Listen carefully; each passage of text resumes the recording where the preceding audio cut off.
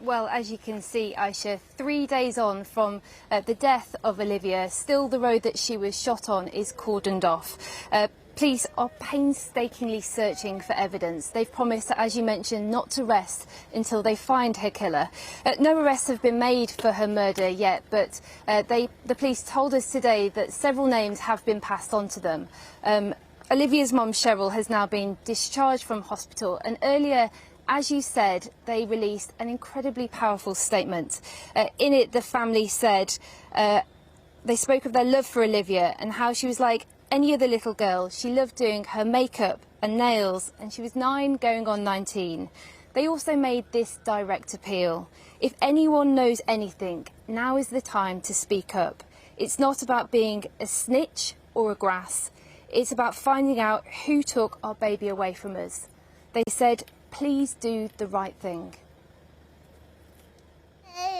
Smile. Hello. Smile. Here's my kisses. When this was filmed a few years ago, Luke Korbel had no idea how precious it would become. Now the videos of his little cousin Olivia, used with his permission, are a painful reminder of what they've lost. The 9-year-old was killed on Monday when a gunman shot indiscriminately at a man who had run into her home. In a statement released tonight, her family called her a unique, chatty, nosy little girl and said Liv was adored by everyone who knew her and would instantly make friends with anyone and everyone. She was often seen going up and down the street on her new bike she had just got for her birthday. Although her life was short, her personality certainly wasn't, and she lived it to the most she could and would blow people away with her wit and kindness.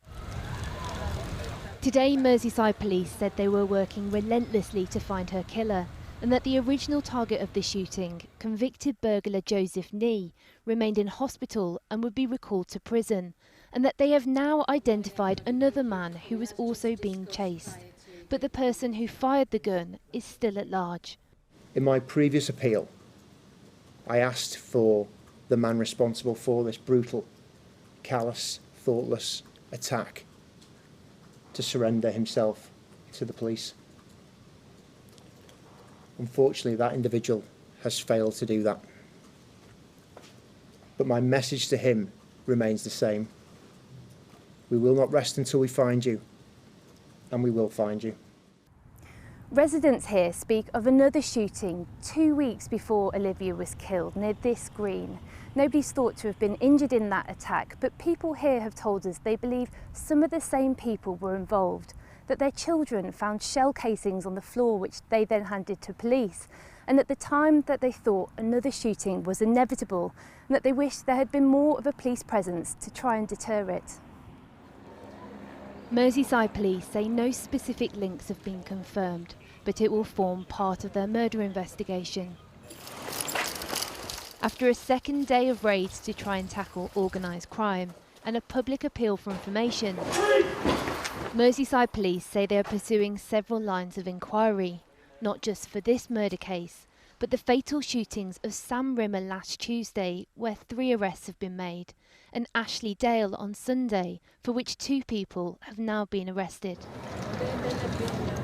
The spate of violence in the city has left people feeling unsafe, but the impact of the events of the last week is felt most by those who have had their lives turned upside down. Olivia's family tonight saying she loved life and all it had to offer. We as a family are heartbroken and have lost a huge part of our life.